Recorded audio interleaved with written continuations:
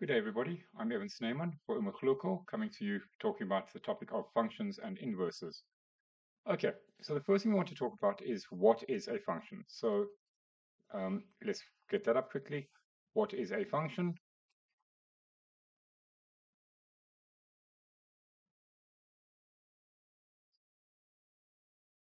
Okay, now the key idea is that a function is any rule such that when you have an input, you have what now we're going to specify it's got a unique output. Now, you might think, what is the fuss about this? But the fuss is not so much about what is a function, it's about how do we undo the function to get back to the input at a later stage. So if I was to have a rule such as, let's take a rule that contained two steps. So the first step was times 2 plus 3. If I threw in 7, then 7 times 2 is 14 plus 3, we would get 17 out. Okay, and that is a unique answer because we would only get 17 out for 7. If we put 7 in tomorrow, if we put 7 in next week, if we put 7 in 3 months' time, for this rule of times 2 plus 3, we would always get 17 out as our output. Now that is quite important because what that means is we can then say with a fair amount of security that if I threw 17 in reverse and try to reverse the processes, well, how do I undo the times 2 plus 3? Well, I undo the last step first, which is the plus 3, and then I undo the first step. So I would minus 3 and get 14, and then instead of timesing by 2, I would divide by 2 and get back to 7. Now, that idea of being able to get from London to New York and getting back from New York to London should make you quite happy. But what if my rule was something like x equaled y squared? Okay, now we know that x is normally my input and y is normally my output.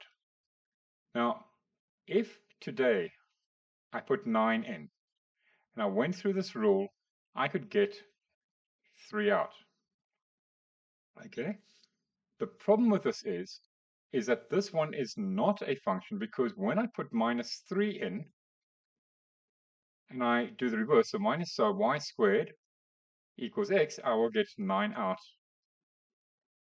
as well, which means that if I throw 9 in, I could have also got minus 3 out. And the problem here is we have two solutions, which means that this thing here would not be a function. Okay, so this thing here is not a function. Okay, top one passes it, the second one does not. Now, it's actually easier in this case to look at it in terms of a graph. Okay, because if I was to look at the top one, which would be a straightforward linear function, I'm sure you've realized that this is the same as saying y equals, so let's just quickly come in here. This would be the same as saying y equals 2x plus 3. We're going to get a graph that does, sorry, let's just undo that and let's do it a little bit easier for us. We're going to get a graph that does something like that. Okay, now when you get a bit of experience, you're going to know that that looks like a function. Okay, whereas this thing, the one you've got here with y equals x squared, this thing does not look like a function. Okay, so if we drew it, it would actually look something along the lines of that. Now, it's not going to surprise you with the square over there, the y squared, that this thing looks a bit like a parabola, but instead of having its mouth facing upwards, this mouth faces to the right. Okay, so it's a parabola on its side. Now, we're going to get a feel for how these things look. Okay, and so I'm going to come back to that idea now about how it looks. But a function is any rule that generates a unique output. Okay, so to answer it, the answer is a function is any rule that generates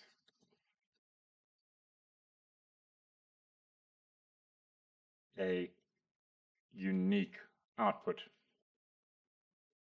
Now, Again, most of the functions, in fact, all the things that you've met up till now, the parabola, the hyperbola, the exponential, the linear, all of these so far have been functions. And so we are going to be a little bit technical here because we want to start preparing the land for what we do after this.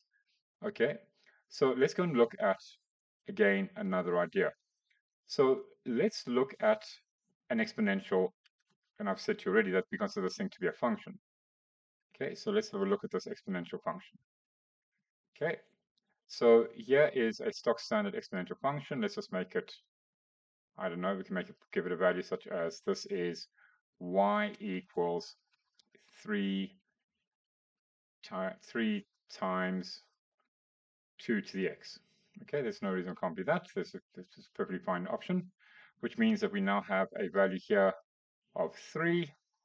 We know that the asymptote is going to be somewhere here along the x-axis, and that's not a problem. And we've got some point here, let's make it 2 and 12. Okay, now we know it's a function because when I put naught in, I got 3 out. Okay, naught generated the y value of 3. 2 generated the y value of 12. 2 did not generate any other y value. There was no second option, no third option. 2 generated the y value of 12. Okay, now we can check this by doing what is called the vertical line test. Okay, so if we did a vertical line test and we shifted this vertical line left or right, makes a difference. If we shift this vertical line left or right along, okay, the vertical line test says to us that the vertical line should cut the graph once at max, once only. So the vertical line test should cut the graph once at most. Okay. Now I'm putting this little caveat in brackets here because when we get to the hyperbola, we know that there's an asymptote, and that answer of it does not cut, it does not cut, actually is the answer that occurs once. Okay, so now there's a bit of technicality, and we'll go through that. But if I was to shift this line, okay, now I think I'm able to do it if I understand this system correctly. If I was to shift this line left and right, you can see it's going to cut the graph once and once only. Okay, and so no matter where I place this vertical line, it's going to cut the graph once and once only. So we can see that this exponential graph is a function. Okay, now what that means is that I have a rule that no matter what happens, I'm getting on the right hand side one output. Okay, now it turns out that I could do the same sort of idea by looking at what would happen to if I had a horizontal line test. Okay, I've had a horizontal line. Okay, and I'll do some writing there now. But if I had a horizontal line and I move this line up and down, you can see that this line cuts the graph only once. Okay, so it cuts the graph only once. Now, our ability to identify this idea of a horizontal line test and the vertical line test actually is going to be quite crucial, even though it is underplayed. Okay, so as a result, we know that due to the horizontal line test, this is a 1-to-1. And because of the 1 at the end here, we can say it is a 1-to-1 function. Okay, now in opposition to that, if we were to look at, for example, the parabola, sorry, let's just sort that out quickly. If we were to look at the parabola, okay, and let's just choose any simple parabola here. Let's go for, I don't know, why not? Okay, let's look at that, and let's put this as being y equals 3x minus 2 squared minus 1. Okay, and if we ran the vertical line test, okay, we can see that this vertical line test is only going to cut the graph in one place. Okay, so it's only going to cut the graph there once, all the way along. It's going to cut the graph only once. Okay, So we know, therefore, that the vertical line test is telling us that this thing is going to be a something to, and again, I'm going to choose to write it now in red because it is on the, it's an output idea. Okay, so those are vertical line tests. We're moving it left and right. It's telling us about the output. So we know it's going to be a something to 1. And because this is a to 1, we know it is going to be a function. However, when I look at the horizontal line test for this graph, okay, and I run a horizontal line across this graph, there you can see it is cutting the graph twice. Now, you know that this graph goes on to infinity, so you know that actually the graph would still cut this line twice, no matter how high up I move it. Now, I was going to cut the graph twice. As I move down, twice. You can in fact see it's cutting the x-axis twice. At the turning point, it briefly kisses the line, so it's touching it once. Okay, and then it touches it. No, it doesn't. We know because it's got a turning point and the range has got is limited. Therefore, in this zone at the bottom here, it does not cross the horizontal line test. Now, not crossing is not the problem. The problem is that there are multiple occurrences where it does cut the horizontal line above the turning point. And so what we do is we call this thing, therefore, a many to 1. Okay, so this gets called a many to 1 function. Okay, now this is important because when we want to start looking at the how to undo the rule, the New York to London return trip, we want to look at this backwards. Now, the key thing is that if I was to now read this backwards, okay, you might appreciate that a read from right to left, okay, that a parabola now presents something that would be 1 to many if we try to work backwards, which means that working backwards, we would not get a function. Whereas working with the exponential function over here, because it is 1 to 1, when I go backwards and I try to undo the function, okay, I'm still going to read it as being 1 to 1, although this time I'm reading from right to left. Okay, so this thing has an advantage, okay, because it is going to have a 1 on the right hand side, well, as an output when I read it from right to left. Whereas this one does not have that feature. Read from right to left, it has many on the output side. Now, this distinction allows us to get to what is called an inverse function. Okay, and so an inverse function, let's get a pen and let's get something. So an inverse function is any function that allows you to get back to the original. Okay, allows you to return to the original.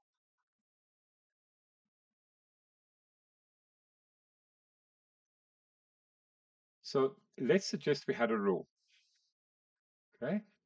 And I throw x into it.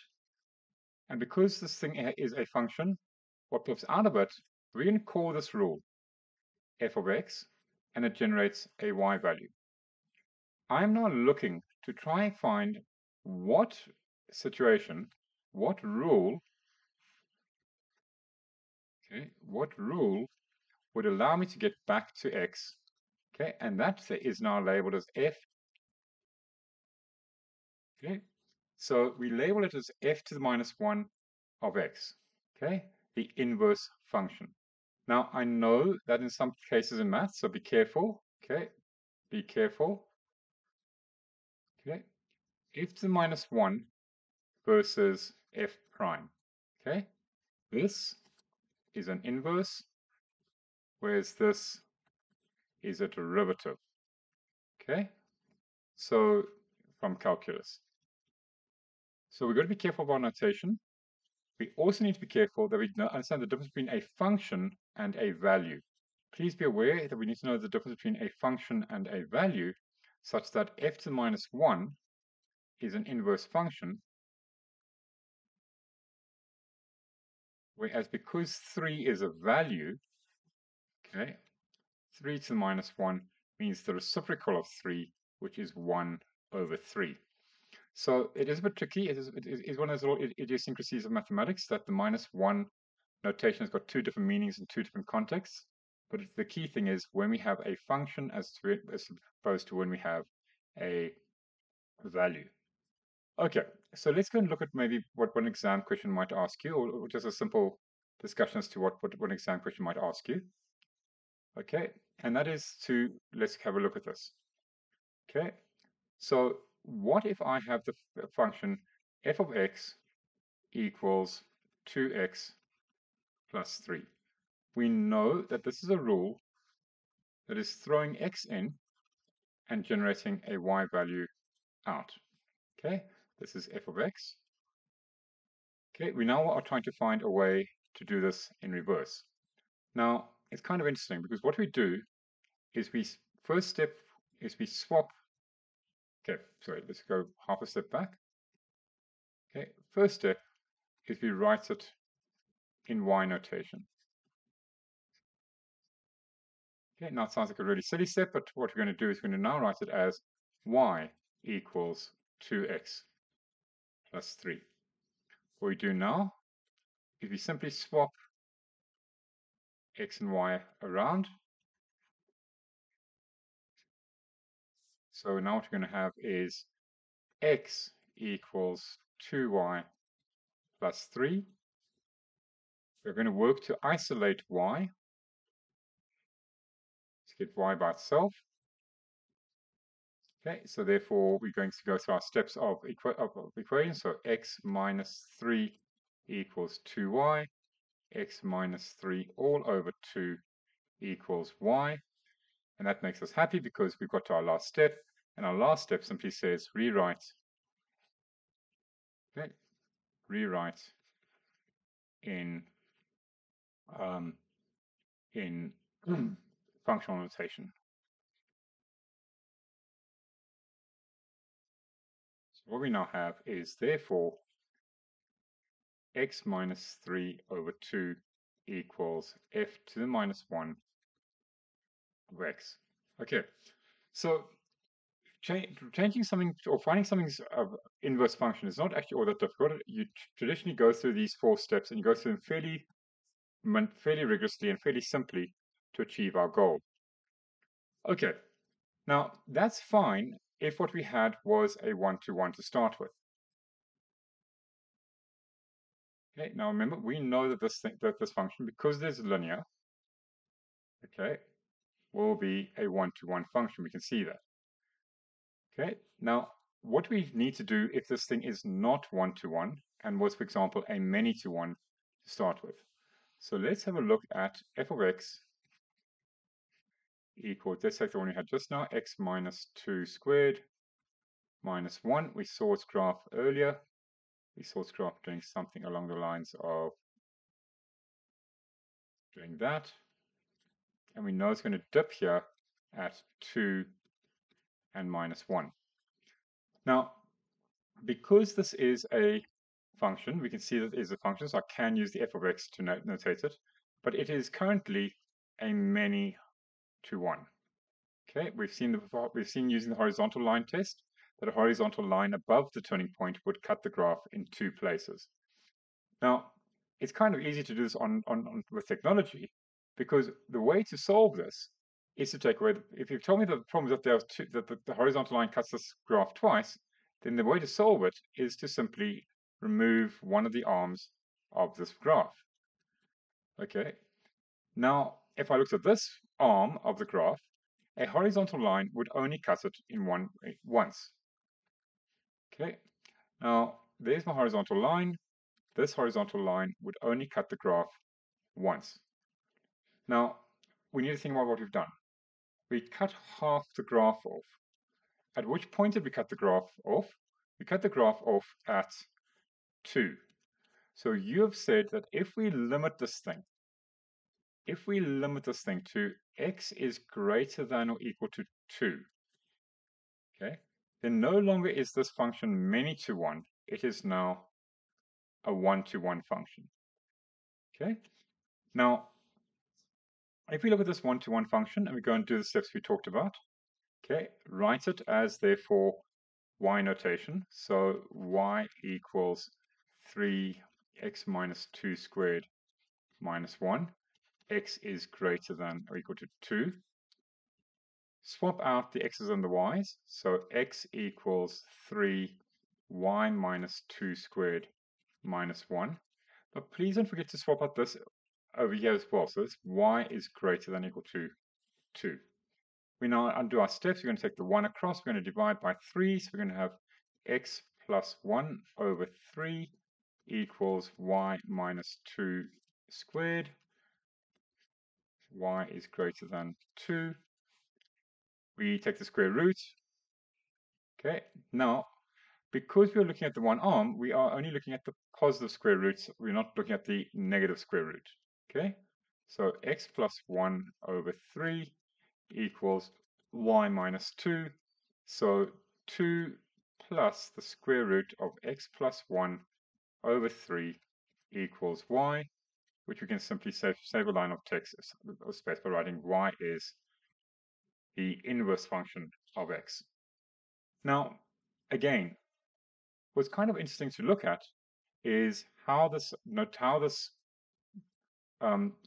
algebra has affected the graph, because the graph and the algebra should always be talking to one another. So let's go back a step and look at what happens here. Okay, so let's go back one page and have a look at what would happen here. So let's go and draw this function a little bit better, and let's talk our way through it just quickly a little bit better. So let's actually now look at the graph. Okay, so cool. Let's have a look at the graph.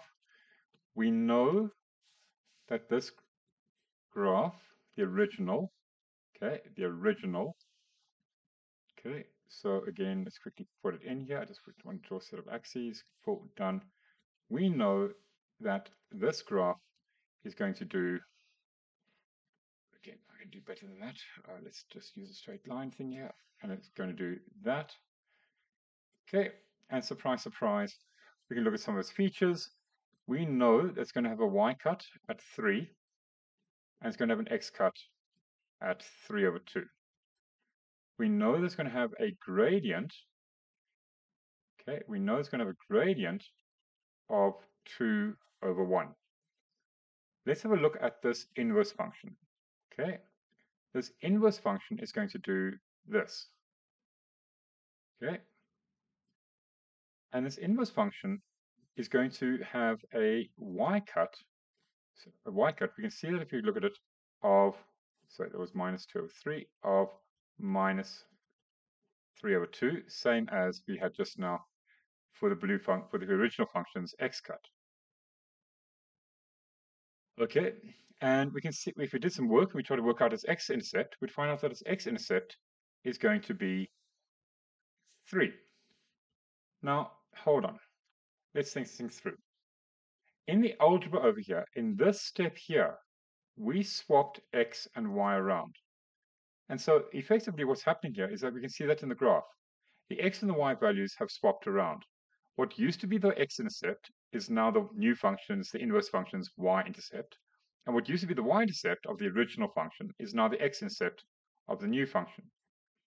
If we consider the gradient, well, it should not surprise us then that the gradient is now 1 over 2. Because if the gradient is the change in y over the change in x, and I swap those two concepts around, then the inverse function, we now have the reciprocal of that. Now, what turns out is that actually there's a very easy way to think about this. And that is that this graph is simply a reflection in the line. It's going to be difficult for me to do this, so let me see what I can do. Simply going to be a reflection in the line y equals x.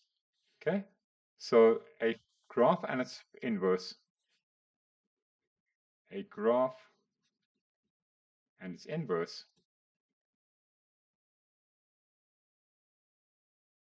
are reflections in the line y equals x. So that means at any point that I would therefore know on the blue function, Okay, so let's take any point here. So let's make an x value of 1. Putting 1 into 2x plus 3 gives me a value of 5, which means I know that this value, okay, is going to map to a point over here. And unfortunately, I was getting a bit untidy, so I'm going to just run off here a little bit here to the right. Okay, it's going to map to a point. Sorry, I want the red pen quickly. It's going to map to the point 5, 1. And I hope you can appreciate that what's happened there is simply that the x value now appears as the y value, and the y value now appears as the x value. Because as we said, in this key red step here, all that happened was the x and the y's swapped around. Okay? So for inverse functions, that is the key concept. Okay? So in the same way now, I could go to this parabola over here. Let's look at this parabola. If it goes through 2 and minus 1, then we know that this new graph's turning point is going to be at minus 1 and 2, so that's going to be over there. Okay, so there is minus 1 and 2. If this value, we were able to work out this value, it would be the same value over here, and this parabola is doing that. Again, it is reflecting in the line y equals x, which does mean that where these two graphs eventually were to intersect, okay, their x and y values would be the same. So I don't know what they are, but whatever they are, they would be the same. So where these two graphs intersect would be on that line y equals x. On that line y equals x. Okay, so that is the theory of functions and inverses, and we'll move on to the next topic now. Thank you so much.